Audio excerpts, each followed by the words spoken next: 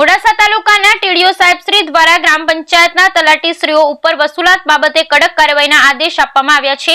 ત્યારે મોડાસા તાલુકાના ટીટોઈ ગ્રામ પંચાયતના તલાટી દ્વારા આ બાબતે જૂના વર્ષો સુધી બાકી નીકળતા પંચાયતના વેરાની વસૂલાતની કામગીરી શરૂ કરાતા ટીટોઈ પંચાયતના હદ વિસ્તારના જેટકો ખાતે નોટિસ આપવા ગયેલ તેને લઈ અધિકારીઓ દ્વારા તલાટીશ્રી ઉપર પોલીસ ફરિયાદ આપવાની ધમકી આપતા ખળભળાટ મચી ગયો છે।